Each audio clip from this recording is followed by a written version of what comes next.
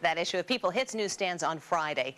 It is amazing to see how far some people will go to get back at someone. But a Florida woman says she is the victim of a new kind of revenge called cyber revenge, and she says it almost ruined her life.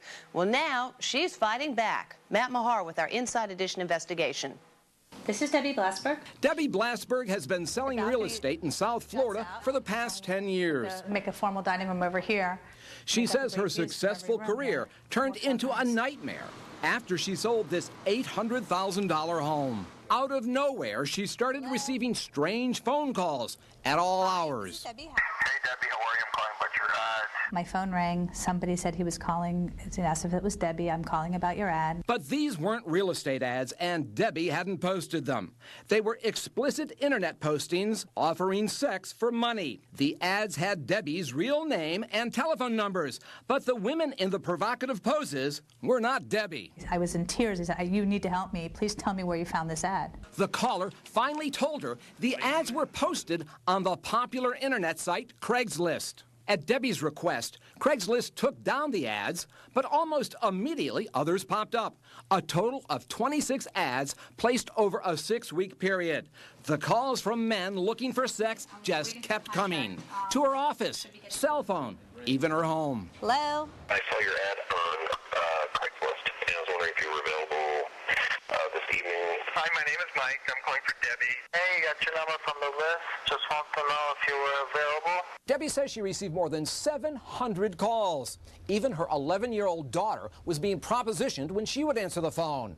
Debbie wondered if the calls would ever stop.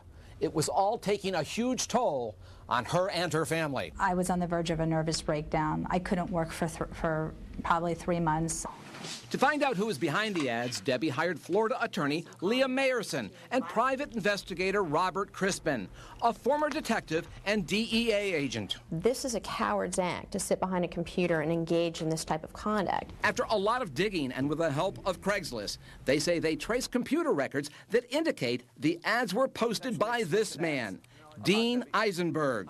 I'm very convinced we have our man. I think the evidence is overwhelming. So who is Dean Eisenberg, and why does Debbie believe he did this? Remember that $800,000 home Debbie sold? Debbie says Eisenberg and his wife, both real estate agents, were competing with her for the client who eventually bought that house.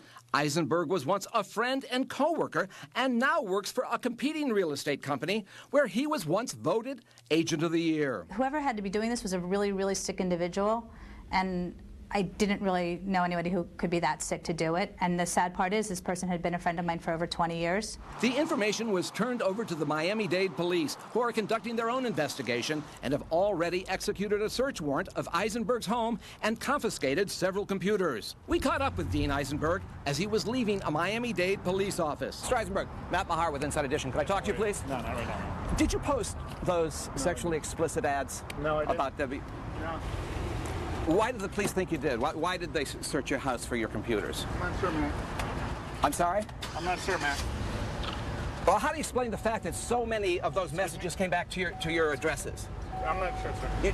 Eisenberg says he's done nothing wrong and is cooperating with the police investigation. Debbie is waiting to see if any charges are brought against Eisenberg. Meanwhile, she's working to strengthen cyber crime laws in Florida. I just don't want anyone to ever have to go through what we went through. The devastation was horrible.